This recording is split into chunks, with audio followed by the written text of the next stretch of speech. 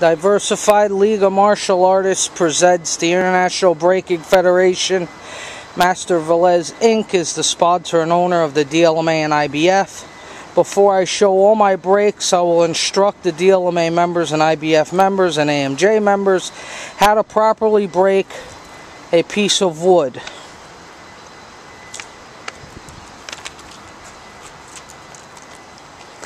Now, you get yourself a nice set of cinder blocks. You could set them sideways or you could set them standing up. Now, most federations break 12 by 10 1-inch pine. This piece is 12 by 12 1-inch pine. Now, when you're breaking wood, always break with the grain going this way.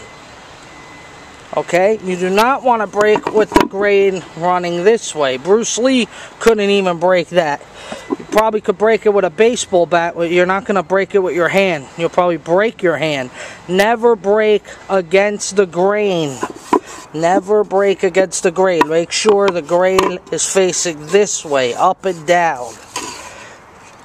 Okay? So, before doing any type of martial arts, consult your doctor.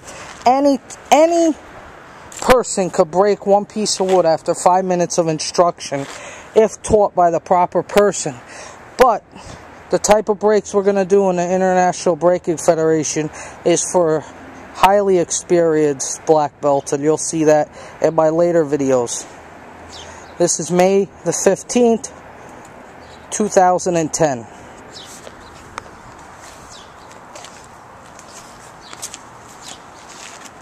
So we have our piece of wood.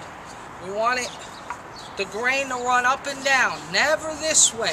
Never break against the grain. You can't do it. You shouldn't even try it. You could hurt your hand. You get yourself 12 by 12 or 12 by 10. 1-inch pine. I would say for children under 12 years old, they should do half-inch pine.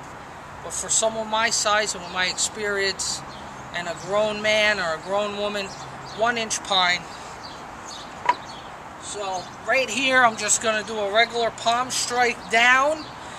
And people ask me, how would you aim? I'm aiming at right down the middle. I'm aiming in the middle, maybe the size of a penny or a dime. And I generate all my power coming down, and I strike it and it breaks. That simple. Now, when breaking, some people break more than one piece. They use spacers, carpenter pencils. You put the carpenter pencils, 2 there, you put another one, another 2, depending on how many you're going to stack. With spacers, it isn't easy, but it's much easier than no spacers. So, right now we're just going to do 1. So remember, always break with the grain, not against the grain. And you have to really get inside your mind when you're doing a lot of wood. And you have to properly hit the board. Come closer.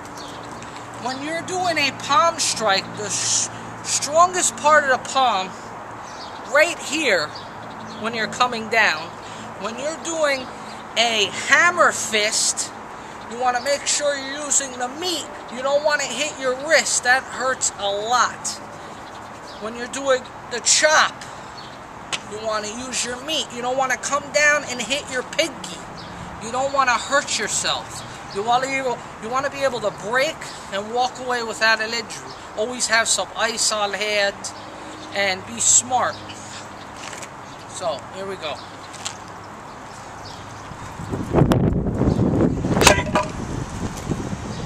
Thank you.